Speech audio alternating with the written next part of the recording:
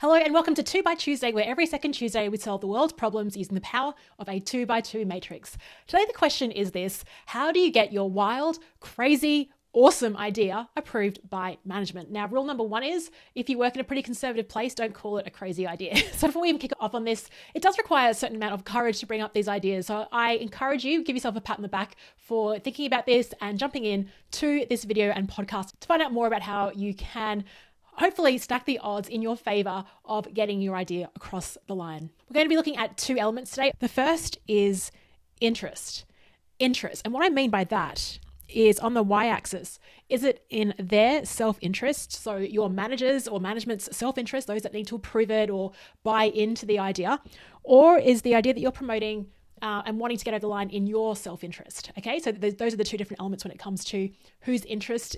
And the second element that we're pitching is the social proof of the idea. On the x-axis, we're going to map the 2 extremes of this. So you've got high social proof and you've got low social proof. So social proof is like evidence of this idea working. That's why we find a lot of the time, like organizations will completely revamp their office space based on what Google is doing. And it can be kind of dangerous because like what does your business have in common with these big businesses? But at the same time, if you're looking at evidence on how this is working in other businesses and other industries, that you're pulling that in, that will actually be really helpful. Social proof is also your reputation. So your standing within the business. Have you built up that trust and the relationships over time as well? So those are the 2 elements. On the y-axis, we have interest, their self-interest, your self-interest. And on the x-axis, we have social proof, high or low. Let's jump in and first of all map out the 2 different extremes and then discuss maybe some ideas on what you can do to move to, which in this case is the top right quadrant. We'll go with the bottom left, which is where you got low social proof. So maybe you haven't really built up the trust, or you haven't got evidence of the idea that you're pitching working in any other business or organization in any way. And you're pitching it based on your self-interest. Like, I think this is a good idea because it might benefit me for these reasons, right? So I would say good luck with that. Look, there's always a chance with everything in life, but I really think bottom left is, I can't see that happening. And I think a lot of the time when we try and pitch ideas, it comes from a really good place. But what we haven't realized is what is the benefit for the person I'm pitching to and for the business overall as well. It can be obvious when we see the benefits, but it's actually communicating that to the people that have to approve it or buy into the idea. Top right in this framework is the place where you want to be. I've actually called this quadrant the no-brainer. It's like, oh, well, this makes complete sense, of course, within the budget and parameters and resources and things like that. But Alan Weiss always says that budget and money are 2 separate things. And I think if you make a compelling enough case to the right people, they might be able to reallocate some resources your way. So these are the 2 elements that you need to do to really ramp that up, is to build the social proof. So first of all, your standing, reputation in the business. And I think brand has a lot to do with this as well. How do other people perceive your ideas?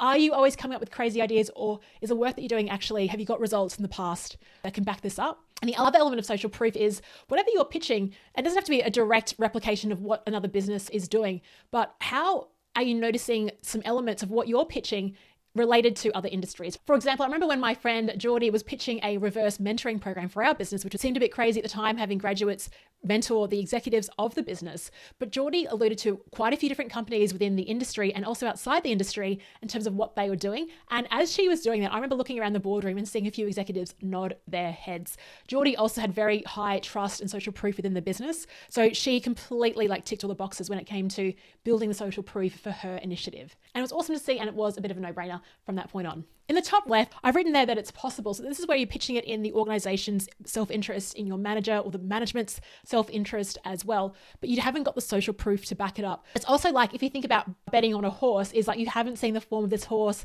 They're a bit of a wild card. So it depends on the amount of risk within the business and their ability to tolerate that.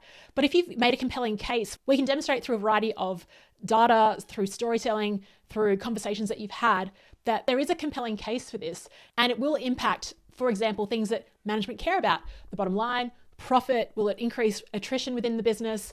Will it make your clients rave about you and then therefore increase sales? So really tapping into thinking about, what do management care about? What is your strategy all about? What are your values aligned to? And I always pitch to that. So I'd actually look for the company's strategy, look at the mission for the business, and try to connect, what does my crazy, fun, awesome idea, how does it connect in with the overall business strategy and where we're moving? And I think if you can do that in a compelling way, yeah, it's possible that you'll get over the line as well. But where you can, see if you can find examples, talk to people in the industry, even find out on LinkedIn, read articles and see who else is actually doing this, what have been their results of doing it.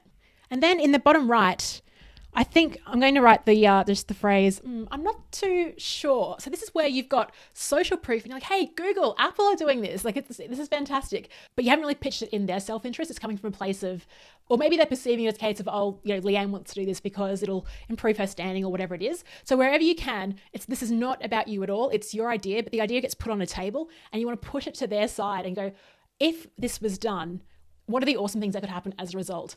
I like thinking about it in two different ways. One is the rational objective. So I talked about that before. Things like, okay, it's going to improve sales. We're going to increase attrition and attract really great people to the business. Our profits will increase, right? So it'll impact the bottom line, will decrease costs. That's more of the rational side. But the experiential side can be important too. For example, if you're trying to sell it to the management team, it's like, well, there'll be less stress or less refereeing that you'll have to do. There's ways that you can weave in, like how will it make people feel as a result, as well as the rational outcomes too. So that's it for this matrix. I'd love to hear your thoughts. What else should I consider when it comes to selling your wild, crazy, awesome idea and getting approval by management? Let me know in the comments below or send me an email, hello@leannehughes.com. Chat to you next time.